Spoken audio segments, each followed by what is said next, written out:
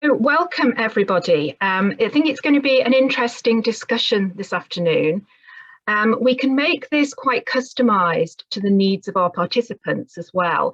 So I really would recommend that you use the Q&A box in particular to raise questions which we'll address.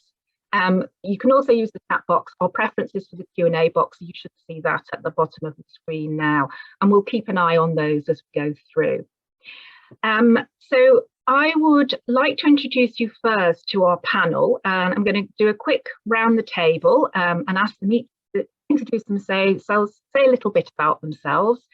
I'll introduce myself and then we'll move into the presentational side of it.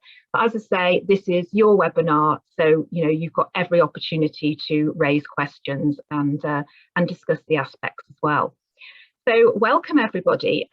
Shall we start with Hamish? Would you like to introduce yourself? Okay, my name is Hamish Hamilton. I'm a chartered accountant for my sins. I've been working in industry for 28 years at board level, and I now, having sold out of a couple of businesses, I now act as an executive coach, run peer advisory groups for chief execs and business owners, and have a couple of non-exec positions. And that's me. Thanks, Hamish. And Iwi, how about you?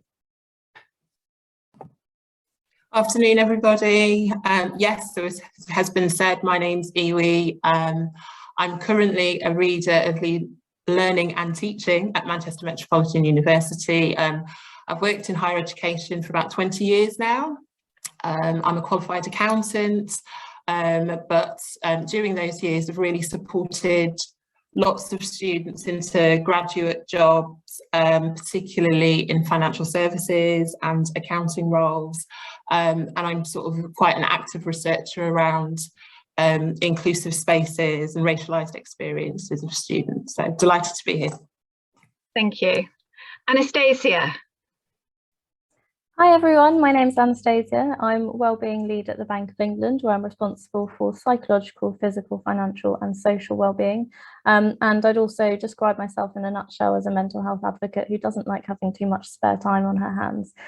So outside of my day job, I also founded an online resource for sports people centering around mental health called Winning Minds. I currently sit on a subcommittee of the board of the suicide prevention charity, the Samaritans, and I'm co-chair of a cross-institutional mental health network for young people addressing some of those mental health challenges that they experience as they transition from education into the workplace. I'm very excited to be here today. Great. Thanks for that, and we'll have some resources to share with you at the end of the webinar, so don't worry about writing notes down of all those things that Anastasia just mentioned. So I'm your chair today. I'm Carol McLaughlin, and I'm here representing the Institute of Chartered Accountants. I was an accountant in professional practice in audit actually for around about 20 years with a Big Four firm. But since then, I set up my own business consultancy, and I now work with accountants and finance professionals of all disciplines who are leaving, entering the profession, changing career, who have sort of challenges. So my business is called The Accountants Coach as well. And I think one thing that we've all got in common, myself and the panelists today, is that we all have some personal experience of the issue that we're going to be talking about. And we have chat with everybody and everyone's happy to talk about those personal experiences. Obviously, we'll set our own boundaries in terms of how we answer questions and what we do share with you.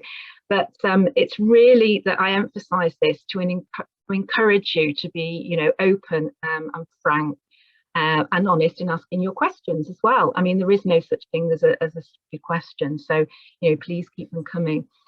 And I just want to share my screen a minute because I really want to focus on what we are actually talking about this afternoon. Just coming up now, you'll see something that we call the Yurks Dodson curve, and it's been around for a very long time. You'll see lots of different reiterations of this on Google, but I always find it's a really useful graphic to describe the journey that we all go on. And what you can see there is this thing that we call stress. Sometimes people say there's actually good stress and bad stress. I actually prefer to say there isn't, use stress, the terminology, in a negative way. What we're really talking about is pressure. And that pressure can come from our own workspace, but it's also a very holistic force as well. So everything that's going on for you and, you know, those around you in your life right across the board is all interrelated. And so sometimes, as we've seen and as some of us have experienced, it's sometimes something very small, perhaps at work, perhaps not, that actually tips you over the edge into that distress zone, we call it here.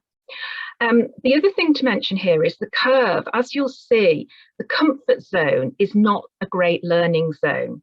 The optimum place to be is having some stretch, some prospect for learning, and working at that optimal point on the graph, which is sometimes called the sweet spot.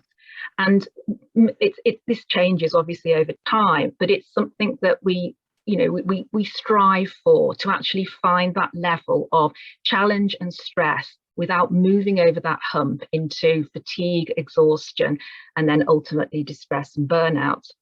And actually, it's quite interesting in the era of COVID, how that low level of stress can be quite significant as well. People can actually feel pretty terrible in that zone. And I'll give you a personal example of that.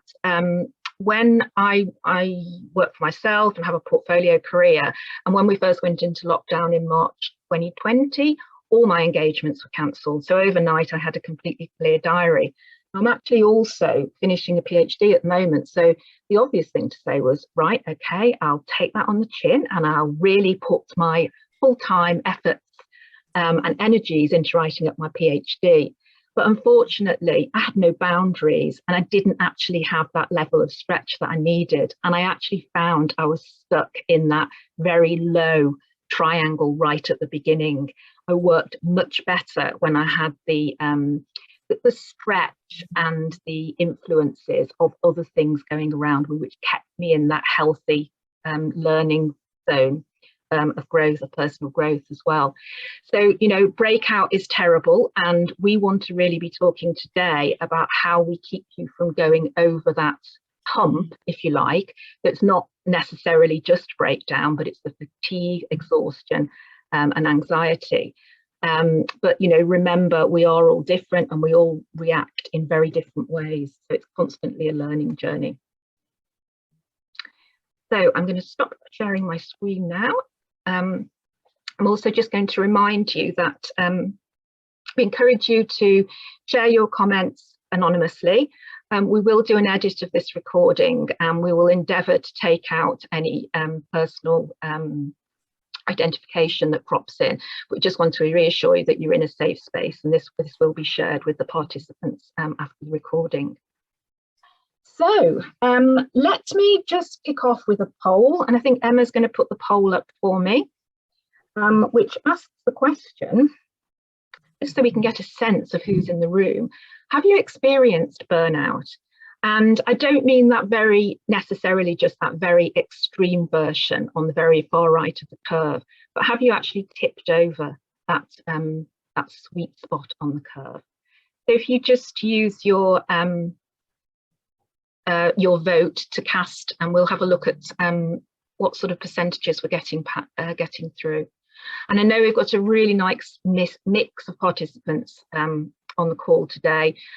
We've got students, we've got academics, we've got business and finance professionals from right across the profession. And obviously we've got our chartered bankers as well. And I think we've probably also got some people that don't have anything to do with finance whatsoever. So a really nice mix. So Emma, have we got the results coming in? Ah, look at that. So overwhelmingly, yes. You might not have used the word burnout, but you definitely identify with that idea of going over the top of that curve. So thank you very much for sharing that. I'm now going to ask each of our panel to say something about their own experiences and their own take on this concept of burnout. And we'll we'll take questions as we come through. It may be that we save up most of the questions for the Q&A session at the end, but if it seems appropriate, I will interrupt and take a question now and again. So Anastasia, would you start us off, please, and tell us about your role and your experiences? Of course, thank you, Carol. Interesting. I think that you know, the responses that we saw on the poll, certainly very happy to kind of openly say that I've had my own experiences with poor mental health and with burnout, in fact. So I've had an anxiety disorder and depression for about 10 years. So really big part of who I am and sort of my journey moving from education into the workplace and then progressing through kind of my professional career. But actually it was around this time last year that I experienced really bad burnout, to the extent that I had to take some time off work. I was unwell. And I think that that's something that's really important to realise, that, you know, burnout is a phrase that we might throw around, but actually it's really serious, and we do need to make sure that we are kind of able to identify where we're getting to the end of that curve, as was demonstrated earlier, and, you know, the points at which we can really intervene and try and bring ourselves back into a space where we're feeling better.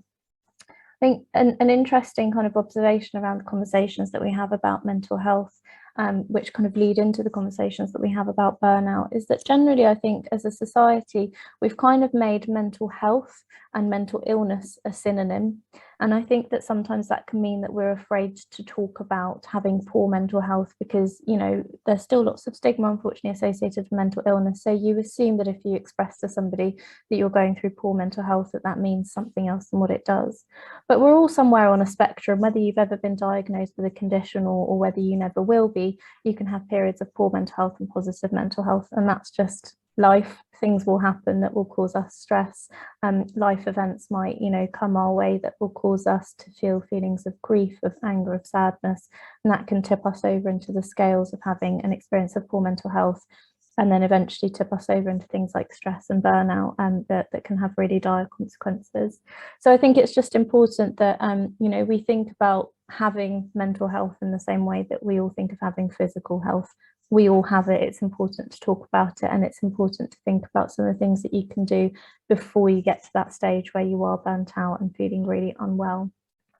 I just wanted to talk really briefly as well about kind of a particular interest of mine in the mental health and stress and burnout space, which hopefully will be relevant to everybody on the call, because we might have some trainees and some students who are listening in, but also for anyone that's in any kind of academic or professional or life setting. Chances are we're going to come across young people that we're working with and interacting with. And over the last couple of years, there's been an increased interest in what is the status of the mental health of our young people. So, you know, those who are making that transition out of education into the workplace and those really kind of first few formative years of their careers. And unfortunately, although quite often we have this association with young people of being youthful and resilient and, you know, ready to take on lots of challenges, actually there's a lot of pressure on them that sometimes we forget to kind of recognise. And particularly kind of in workplace settings, we can assume that everybody's in the same boat, when in reality for that demographic of young people there are some really specific challenges. And, you know, relating that back to burnout, there was some really interesting study done by Dr. Curran from the LSE, who found that perfectionism was more prevalent in younger generations. So those who are now younger, more likely to experience perfectionism. And we're hearing more, particularly in the context of education and the workplace, about toxic perfectionism or unhealthy perfectionism. So it's this concept of setting the bar so high for yourself that it's unachievable, really punishing yourself if you're not able to get to these unattainable goals, and a lot of comparison between yourself and your peers. And that is something that can certainly lead to stress and burnout, but really often it's a phenomenon that we don't even recognise that we are participating in or that we're experiencing, because unfortunately I think for a lot of people it has become the norm. And, you know, generally, you know, there's been research, Accenture did a piece of research which suggested that by the time young people enter the workforce, 77% of them have already experienced a personal challenge with their mental health. And a study called the Time to Act report, which was launched by YouGov, Bupa and the City Mental Health Alliance just in October this year, also sort of, you know, backed that up. And their suggestion was that 72% of respondents, so they spoke to young people either exiting education already in the workforce in the first few years, had experienced poor mental health in the last 12 months, and 17% of those said that they had experienced suicidal thoughts. So I think, it's really, really important that we think about some of these factors that influence the way that we kind of navigate for ourselves and for others, the things that might impact our mental health. And that might be things like these traits of perfectionism, these additional pressures that demographic is facing.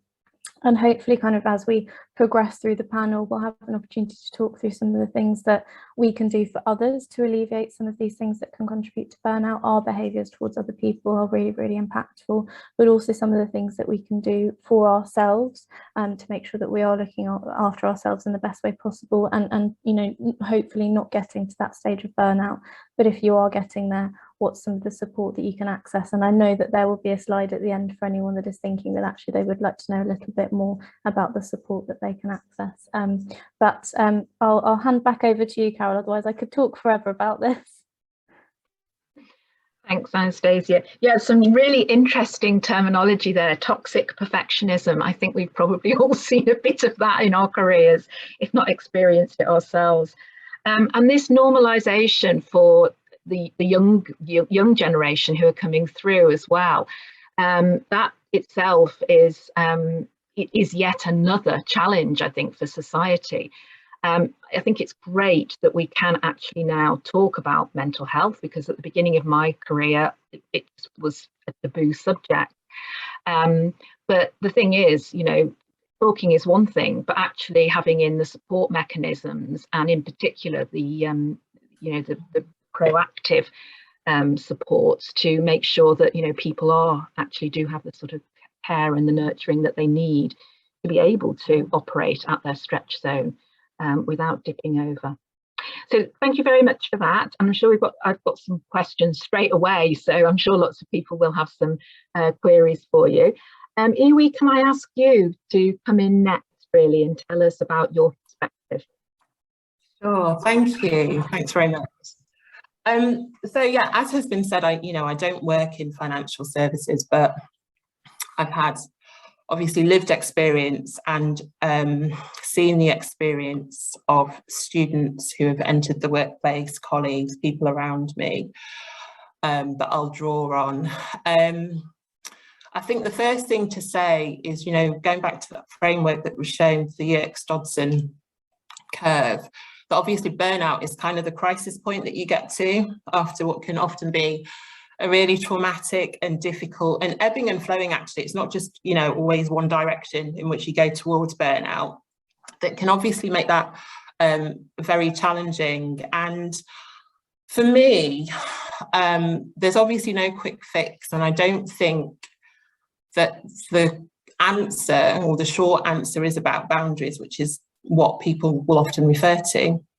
I think that, it's about inclusive cultures, and inclusivity is all about kind of celebrating difference, diversity, embracing that, rewarding that, and valuing that. It's about normalizing our systems, our structures, our processes, our policies that aren't just around one group, which tend to be heteronormative and ableist. It's about recognizing and valuing that difference. And I think what's important when we think about burnout, and we think about the very difficult processes of fatigue, boredom, what was on the slide, exhaustion, anxiety, that looks different for different people, and the impact of that is different for different people. So the solution has to kind of recognize that, which is why I think when we think about how we mitigate that, we mitigate the impact of those things happening within the organisation. That what is really important is having that inclusive culture and the mechanisms in place to mitigate, as I say, the impact around that, so that people don't just feel seen and visible, but they feel that they have safe spaces in which to speak and be listened to and be heard, and that those mechanisms allow for feedback, feed-forward processes, so that can be taken a very strategic level and also operational level, basically baked into what we do as an organisation. So it's part of the fabric and the culture of the organisation, and not an add-on or not seen as part of an EDI strategy. It is actually integral to how the organisation operates. I think what I would say is that each and every one of us has no obligation to offer any part of our identity to the organisation, but it's absolutely incumbent upon organisations to make sure that they are creating safe spaces that allow people the agency and the confidence and the trust to bring themselves to the workplace if they choose to, without fear of negative consequences, or that that's going to impact negatively on their status or their chances of progression or their self-image. So, you know, organisations have a huge responsibility to be creating these spaces, and it's not just creating these spaces, it's making them safe. To enable everybody, as I say, to not just survive, but to thrive within the organisation. I know there'll be people sat on the call that think, oh, well, that sounds all well and good, it's very utopian, but I have seen, you know, it modelled as good practice. So I'm a trustee for an amazing mental health charity called Touchstone. I've been privileged to be a trustee for them for over 10 years, and until very recently, they were led by fantastic Alison Lowe, who's just become Deputy Mayor of Policing for West Yorkshire.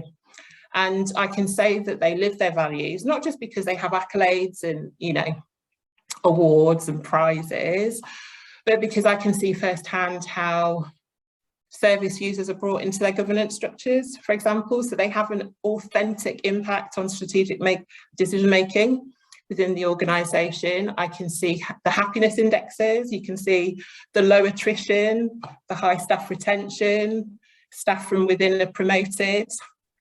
And I think it's a real testament to the organisation that it is now a former service user, and this is a mental health charity, as I've said, a former service user who is the new CEO of the charity, who's risen through the ranks and is now leading that charity.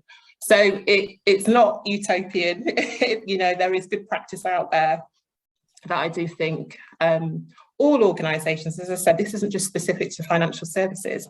This is a social issue that impacts on so many of us and cuts through lots of different sectors and industries. So there is good practice out there. So, you know, we're hopeful of that.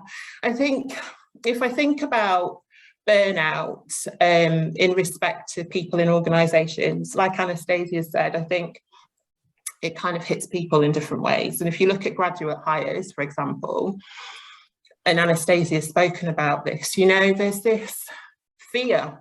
When you first join an organisation, you want to fit. You look around you, you see people who you want to emulate, who you mimic. You are trying your best to kind of adapt to organisational professionalism and what that looks like.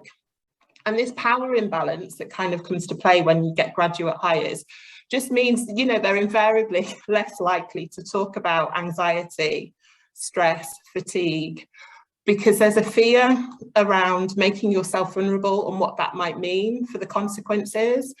And I think organisations should be thinking about those support structures and about how you remove some of that power into play. So it might be around peer support systems, it might even be reverse mentoring. But beyond that is also the messaging and the signalling. So what are we saying good looks like? Is it that toxic perfectionism that Anastasia was talking about? Is it exceptionalism? Is that what we hold up as the norm, as the thing that is valued, that is rewarded? Because if that is the message that is going to graduate hires, it is absolutely no wonder that they would struggle in silence. And none of us want that, you know. I think for more experienced hires in organisations, and a lot of the principles are the same. It's about trust. You know, you might think as an organisation we have information channels, we have mechanisms to have that dialogue, that conversation, but is it safe?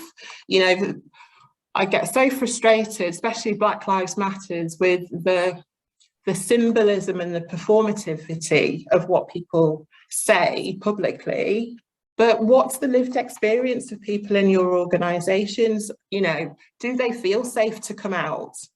You might say, oh, we're celebrating Pride, but actually do people feel safe to be out in your organisation? Is there a suspicion about how that information is being used, where it's going, what the impact of that data, that information that's being collected might be?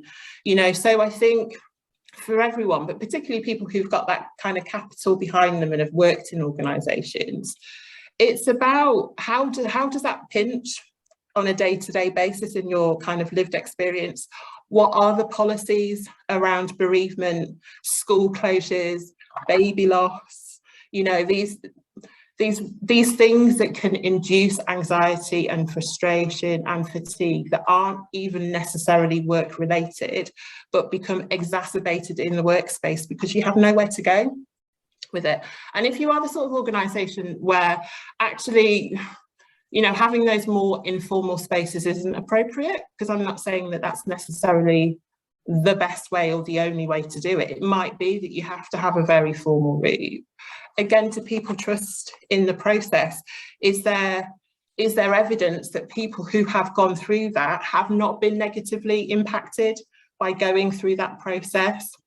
And do people even know the process exists? Is it used? Is it, you know, being used in the right way? I think I would end by talking about my own experience, as I've said, which is quite recent. So I've always been the kind of person who spun lots of plates, right? So I finished my PhD about 4 or 5 years ago, and everyone was like, are you going to finish it? I had a baby at the beginning, I had a baby at the end, I was doing it part-time, I was working full-time. So I've experienced stress, right, I know, and I've kind of developed strategies over the years to kind of manage that. So for me, it's clearing headspace, it's going out for a run, it's finding quiet times, it's, you know, trying to do things that bring me a bit of joy and bring me back down again, and being open and talking about things.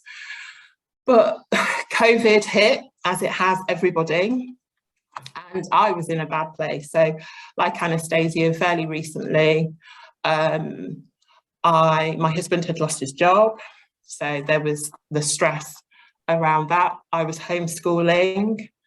I had additional work pressures because of the pivot of the impact of COVID on our new work practices. I lost a baby. So all of that was hugely traumatic, and I did all the things I thought would help. And I was open and I tried to talk to people, but it got to a crisis point. I was signed off for, initially they wanted to sign me off for 6 weeks, but I was off for 3 weeks. I came back, and I really feel that it's important to say yes to yourself and no to other people. You know, that I've learned is hugely important. As much as I say, you know, you need to be open about these things, and I think you do, I think in my case, and I think this would be a call to action to organisations out there, we are all going through different things that are anxiety inducing or stress inducing, particularly in this COVID era. And I think one of the struggles for the organisation that I was at was that this is the collective impact of COVID. So there wasn't the space or the capacity to meet everybody's needs at the same time. And it just meant that, unfortunately, for me, things didn't quite end the way that I would have liked them to have done. But I recognise the difficulty just because of the sheer scale of the issues that are happening for lots of people across the organisation. So, you know, we have personal responsibilities to try and find strategies to help us, but organisations need to create collective safe spaces, because sometimes it just helps to know that somebody else is going through it as well. It's not always just about finding a solution. That sharing is hugely important as well. And I was very lucky I had the capital and the opportunity, amazingly, very serendipitously, to take myself out of that situation, but not everybody does, you know. And in accounting, we talk about human capital being the most important resource. So there's even the business case. If we're not going to talk about compassion and compassionate conversations, there's the business case. So we've argued the toss about how do you measure it, how do you value it, how do you amortize it. But I think everybody at university recognises it is the most important resource in an organisation. So even from a business case perspective, you nurture that, you look after that. So it's not just about training and skills and expertise. And there are interventions out there, I think, that can help people on an individual basis with that as well. But it's that inclusive culture, that safe psychological spaces, that culture that it is enabling for everybody, that I think is hugely important as part of that. And that's where I will end. Thank you. Thank you, Yui. Thank you for sharing your personal lived experience as well. And that's I think that creates a new level of meaning, and I think learning and understanding for us all as individuals. I think I was struck as well by what I was hearing about your research, which is very much putting the organisational journey, I guess, into a much deeper cultural place now. So we're many organisations have already got an infrastructure that supports some aspects of healthy mental health. But sometimes it is an infrastructure and it's a tick box exercise, whereas actually what you've described is something that goes much deeper than that, that becomes a cultural, this is the way we do things around here. And I think it's extremely topical, as you said, because most organisations are in a new discovery phase at the moment as well. So thank you very much for sharing that. And Hamish, can I hand over to you, please? Okay, sure. As I said in the introduction, really, I've been operating at board level for about 28 years now. And I've worked been fortunate enough to work in some high growth companies, both in private, family and private equity backed. And it all sounds very glamorous and it all sounds very good. But, I now run peer advisory groups for CEOs and business owners, and I'm also an executive coach. And you'd be surprised how often I come across burnout, signs of burnout, and poor mental health with CEOs. And, I've got my own personal experiences as well. A couple of quite severe episodes of burnout, and it got to the point where it's chicken and egg. But did burnout create poor mental health, or did poor mental health create burnout? I don't know. I don't care. All I know is I got to the point of writing a note to my family, and all right, I'm still here, so I didn't follow through on it. But that was a real wake up call for me about what was going on. And I'd sold out, and it was about, and I think that what sometimes is lost is just exactly how long it takes for the effects of burnout to work out of the system. I mean, I went through a period of about 6 years without having a proper night's sleep.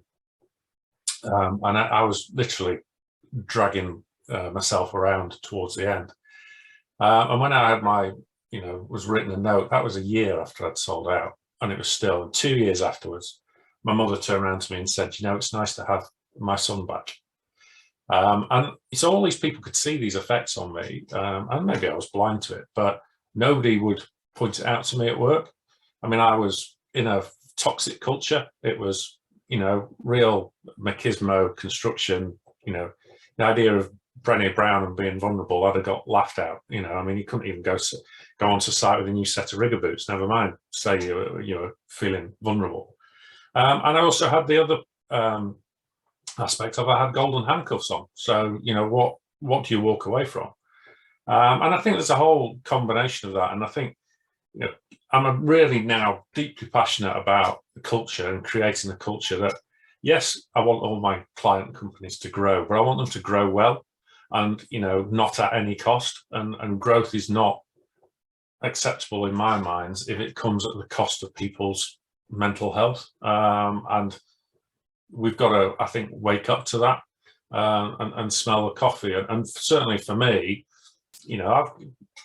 I've got a people pleaser driver. I was brought up conditioned, be strong driver. and the organisation wanted a be perfect driver and a hurry up driver. So we were already in conflict there, really, in terms of what was going on. And I think, you know, in terms of, I welcome all of the recent advances we've got in terms of recognising mental health in the workplace. But I do get frustrated by, you know, I saw one a few months ago and I was urged to write about it. The videos that I see posted by organisations saying it's good to talk, it's okay to talk, to me, something like misses the point. If I don't feel like safe in talking, if I don't want to talk, then it is not really helping me. You know what I mean? And it's creating that culture in that environment where actually you've got, you can talk about it if you want, and you know you'll be supported. And I think certainly, but in lockdown, I've seen it more and more, and people who struggle with remote working and CEOs who struggle with remote working. And it's actually people who can't, to me, there's a very clear distinction. It's people who can't manage people on an output basis. And it's where people are managing people on an input basis. It's like, you know, I don't know what they should be doing, but actually I know they want them to be working X number of hours a day. And it's bonkers. It is truly bonkers. I don't really care when people do it, how people do it, as long as what we've agreed to in terms of the outputs get done. You know, and I think that's a real, you know, and if we can't get it done, then let's talk about it. And then, you know, I think my experience as well is it's okay talking about these things, but actually one of the biggest things that was missing from my perspective was an element of control.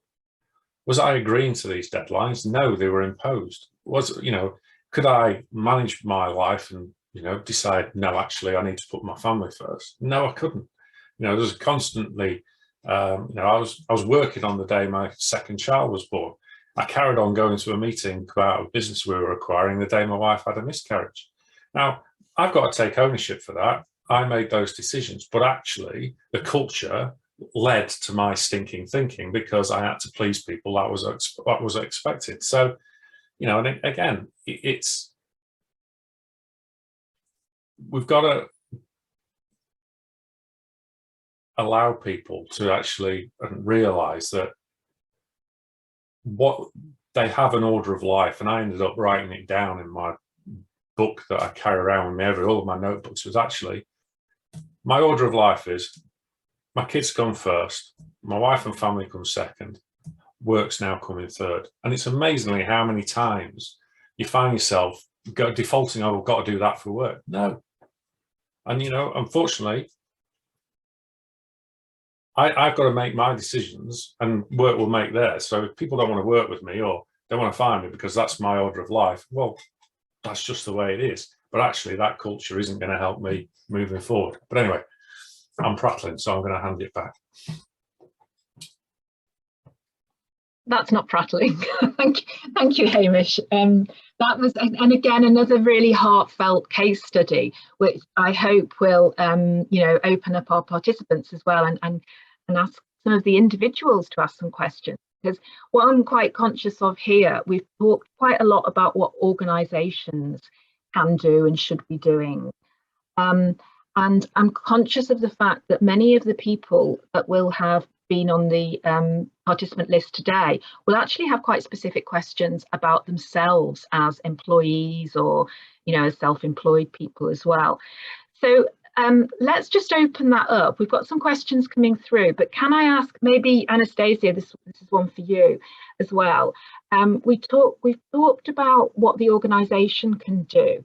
Tell us a bit about your thoughts on that balance between individual responsibility and organisational responsibility. Thanks, Carol. Yeah, so I mean, I think it's balance, you know, it's there in the question. There is a balance and it has to be a bit of both, because if it's one-sided, it's not going to work. So I think that there is definitely a duty for organisations to think about how they impact the people that work for them, but also, you know, even more broadly society. So when an organisation chooses to prioritise well-being and the health of their colleagues, that sends a message more societally. It sends a message to other employers about what kind of things are you competing on and what kind of things are you offering to the people that work for you. So, you know, there's definitely that. And I also think that, you know, fortunately or unfortunately, depending on how you feel about your job, we spend a lot of our time and effort and energy on our places of work. Whether that's you're working remotely, it's still the effort that you exert to be working remotely, whether it's the time that you spend in the office or in your place of work, wherever that might be. So I think that you can be, you know, you can put everything in place in your personal life, but we can't get away from the impact that workplaces have on us. I think that it is important that organisations, you know, do spend some time really thinking about what they can offer to individuals. But also, you know, you can have everything in place and you can have an ideal model of providing the right interventions, the right support, you know, whatever it might be. But if the individual themselves doesn't understand how to make use of that, or specifically, you know, isn't able to identify maybe where some of their struggles with wellbeing are coming from, there's a limit to how much an organisation has to do, or, you know, is able to do. And I think, you know, interesting, just coming back to what Hamish was saying, it's interesting, as he was going through his order of life, I was thinking, but where have you put yourself? So there's also something about, you know, our family may be a huge driver for us, our children, whatever it might be, but there's also something about placing ourselves somewhere in that order of priority. And I'd argue you have to put yourself first, from the point of view that if you're not looking after yourself and if you're not able to be in a space where you are well and you're able to deal with all of those kind of, you know, bumps and obstacles in life, there's a limit to how much you can give to your family, how much you can give to your children. So it's that analogy which I love, which is when you're on the airplane and the oxygen masks come down, you have to put yours on first before you help anyone else. But, you know, so in a nutshell, I think it's the responsibility of both parties, but it's not easy. And I think that that's super important that we acknowledge, particularly from the individual perspective. If you've gone through life and never had a wellbeing or mental health conversation, which societally, you know, we're only just getting there. There's been loads of progress, there's still loads to do. It can be incredibly difficult to have this behavioural overhaul where you do prioritise yourself, where you do think about when things are getting tough, not just continuing and ramping it up and trying to push through, but actually taking a pause and a step back and thinking about what can I do for myself to get back to a place where I feel well and healthy. So I think anyone that's thinking, well, I just can't imagine changing my behaviours or getting there, it takes time and it takes effort. But I think it is also one of those things where we have to prepare when we're feeling okay for the times when we're not going to be feeling okay. So you could be on this call and thinking, I feel fantastic and this applies to me. Unfortunately, you never know at what point you might have that decline or what stresses might impact the way that you're feeling. So it's important to put into place some of those practices, even to just be aware of what interventions are out there for you before you get to that stage of feeling unwell. Because when you're burnt out, when you're stressed, when you're in a period of poor mental health, there's nothing you want to do less than implement new routines or try and, you know, scramble through the internet or your workplace's intranet to find out what's available to you. So front loading some of that effort, I think, is really important. But it's both the workplace and the individual. I think you can't get around that. Great, some really nice, very topical advice there. Thanks, Anastasia. And a nice pushback to Hamish as well to say, where are you in your hierarchy of priorities? Are you at the top, Hamish? I'm so selfish, I'm always at the top. I can almost see it. I did also say I was a people pleaser, which might explain why I don't want to put myself first. Yeah, but it's not, yeah, something to reflect. Good chat. Good chat. Good. We've got some questions coming in now, and just on building on what Anastasia was describing to us, somebody has asked about the stigma. There's still the stigma attached to admitting feelings of burnout and exhaustion. What advice would the panel give to bringing these feelings, these concerns to the attention of colleagues, actually starting to vocalise them? I would say, in my experience, when you raise it, you'll be amazed how many other people go, thank you for saying that, me too.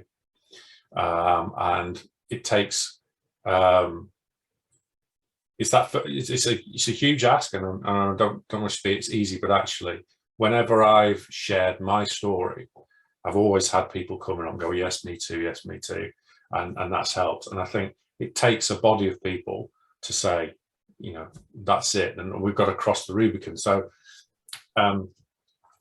you know, I think make sure for me, I always phrase it in a way that nobody can claim I'm in victim mode. And actually, I'm not complaining about it. I'm not asking somebody else to sort it out. I'm just saying, this is it. And I think you've got to take the attitude, going back to the point before, that actually, I'm me, this is the way I am.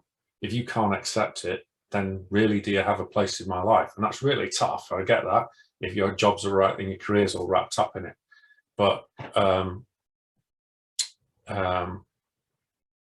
you know, I've got to that point, you know, in terms of the lottery of life. I picked a winning ticket. It ain't worth it, you know. You've got to be true to yourself and live life on your terms rather than everybody else's terms. Yeah, here, bitter experiences. I mean, I feel the same as you. And I guess what we might just recognise here is that Hamish and I are quite mature in our careers, shall we say. I'm actually wondering, Iwi, what about giving advice to you? You talked about that that misbalance of power for, you know, the junior member of the team, the new graduate that's starting, who is quite completely understandably very worried about putting their head above the parapet. What advice would you give to those sort of individuals? Yeah, it's very tricky, isn't it? I think I've signed off stuff for placements and internships that I wasn't happy with because it was quite obvious in the contracts that they were already set up with the expectation that they'd be prepared to do quite unreasonable things. And I think for students who are experiencing that, just as anybody really, it's about finding people who you trust, allies, people who you feel will act in your best interest. And sometimes what's even more important to the student is actually looking around and seeing people who look like them, because you kind of from that infer a shared lived experience and a shared empathy. And that again is why I think representation is so important, because again it kind of points to not just the culture but the safety aspect for people, which I think for students is just, or graduates, is just critical. You know, I agree with everything that Hamish had said previously, I do, but I just think it's that much more difficult for people who don't have that capital, don't have that confidence, and don't feel that sense of empowerment to use their voice because of the fear. So I think, you know, my advice would be to absolutely, if you're not allocated a mentor, to get a mentor, someone who has some positional power within the organisation, but is somebody who you can trust. And ideally, particularly for marginalised or minoritised students, that is someone who looks like you, someone who's representative of you, and confide in them if things are difficult, are tough, are anxiety inducing, are stressful. You need to find a safe space to have that conversation. And for that conversation to be moved forward, as I say, ideally it's somebody who has some positional power within the organisation, but you can't do it on your own. You can't, not unless you're a really, which I wasn't when I first came out of university. You know, I'd like to think I'm a little bit different now, quite vocal about the things I believe in, but I just wouldn't have had the capital then to do what I needed to do. Yes, I think we can all recognise that. There's a couple of questions that have come in on the sort of topical nature of burnout. So we've referred to the fact that, you know, we've all been through a pretty tough time over the last 18 months, 2 years or so. So a couple of questions here. One of them says, do you think that burnout has increased in recent times compared to previous generations? And then another question about, this is a sobering thought as well, the status symbol of exhaustion as being a side effect of a hard worker and a go-getter. Do we think that will ever be dispelled in the workplace? And that is quite a wake-up call actually as well. So Anastasia, what are your thoughts on those themes? Very good questions.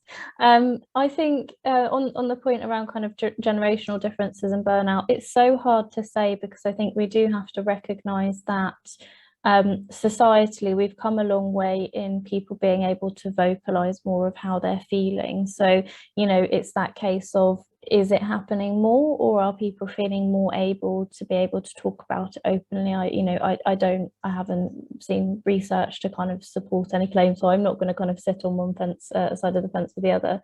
But I think with relation to the workplace, what's interesting to consider, and I suppose it's a side effect of the last 18 to 19 months, but also I think something that was happening anyway.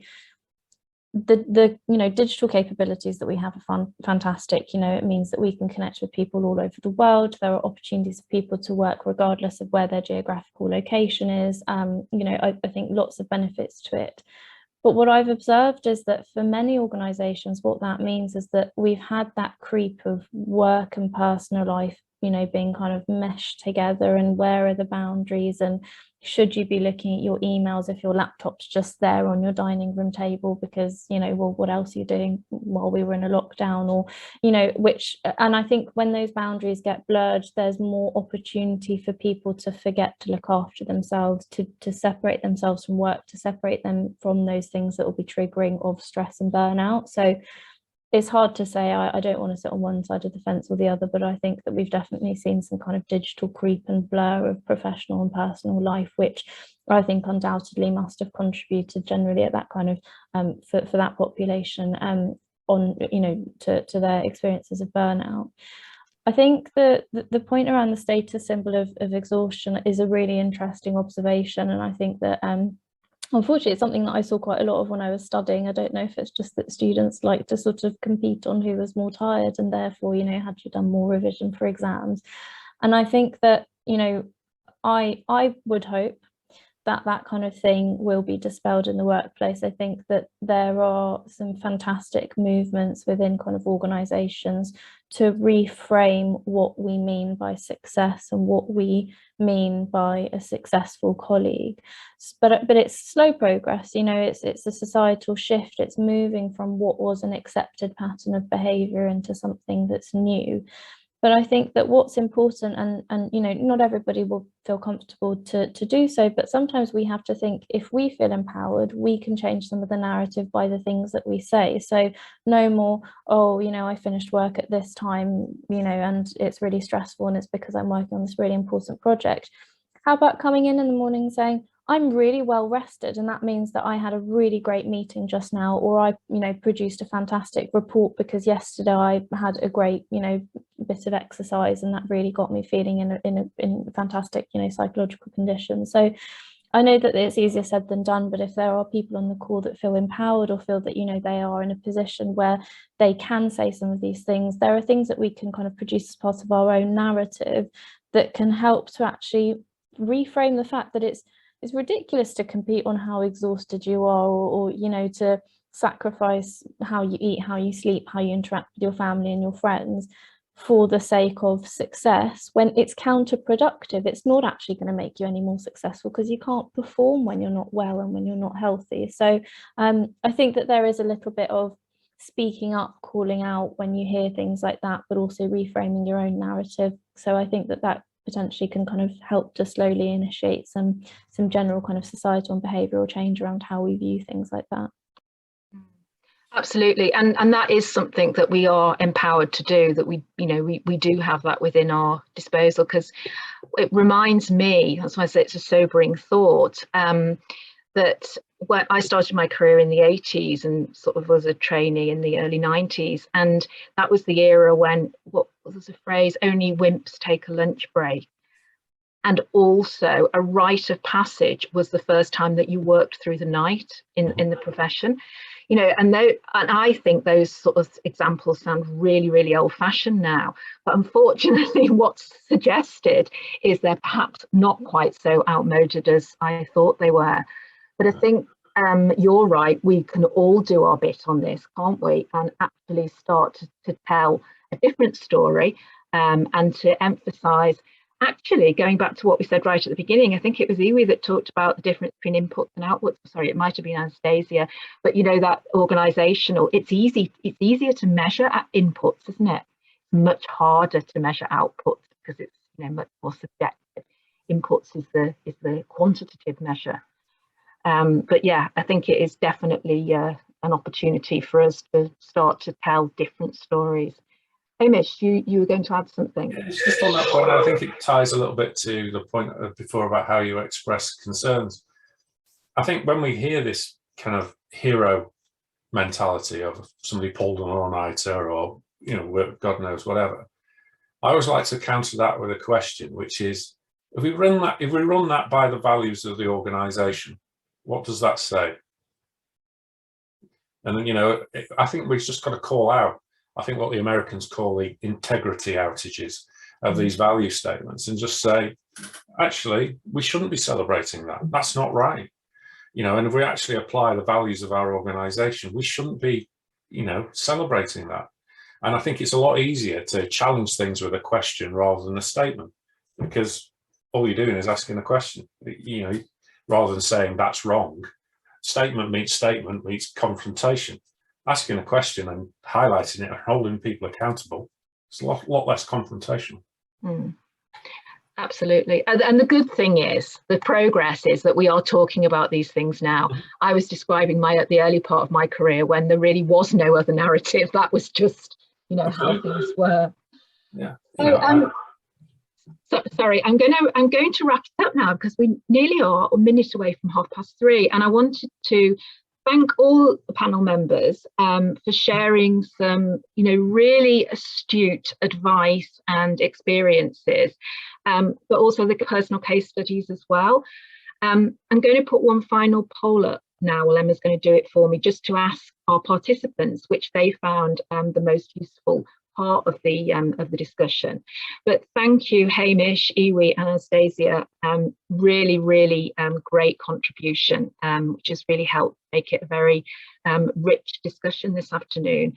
Emma will also share with you the resources, the added resources. She'll put that in the chat box. There'll be a link, but that will also go out to you separately as well. So if I could just ask you to wrap up now, and just for us to have a little bit of a sense of what you found the most enlightening part of today's session, and we can use that as feedback for subsequent webinars. So thank you, panel. Thank you. Thank you, participants, as well. It looks as though real life studies have trumped, and all aspects are looking very positive as well. So thank you very much to everybody involved. And Emma, thank you for setting this up and organising it for us.